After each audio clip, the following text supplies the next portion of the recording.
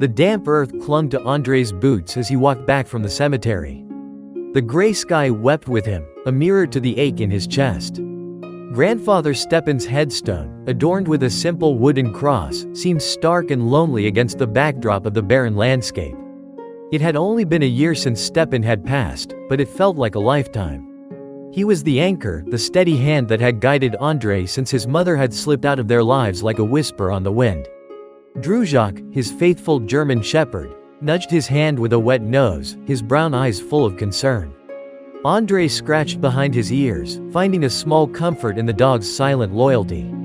He had followed in Stepan's footsteps, choosing the solitary life of a gamekeeper, a silent guardian of the woods they both loved.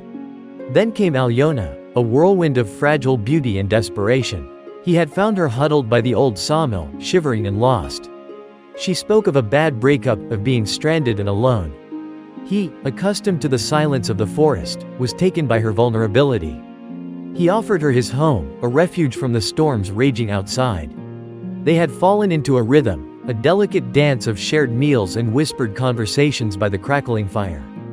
For a time, Andrei found himself drawn to her laughter, her quiet strength that belied the sadness in her eyes.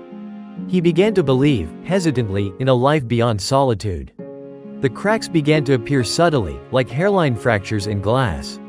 She became distant, her phone calls hushed and secretive. He brushed off his growing unease, telling himself he was being overly suspicious, haunted by the ghosts of his past. The confirmation came like a punch to the gut, a chance encounter with a village lad who let slip Alyona's entanglement with another man, a stranger from the city. Andrei's heart turned cold. It was the same ache as when his mother had left, that hollow feeling of betrayal. He retreated, drawing further into the silence of the forest, finding solace only in the company of Druzhak. Then came the discovery in the heart of the woods, a sound so frail it almost didn't register above the rustling leaves.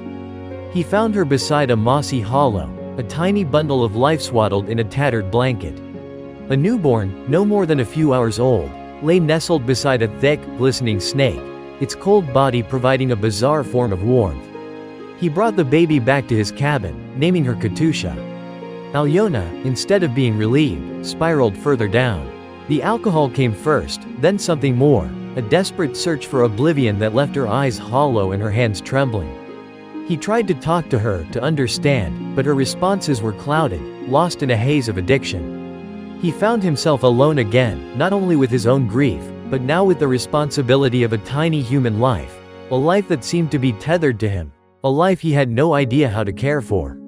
As he cradled Katusha, her tiny fingers gripping his own, he struggled with the puzzle. The snake, the forest, the abandonment, nothing made sense. Who could leave a newborn like this? And why? The question haunted him. Days blurred into weeks. The forest was his only confidant, the whispering pines a silent chorus to his confusion and fear. He cared for Katusha, the love he felt for her a bright, burning beacon in the darkness of his life. He learned to change diapers, to soothe her cries, the tiny human depending on him, just as he had once depended on Stepan.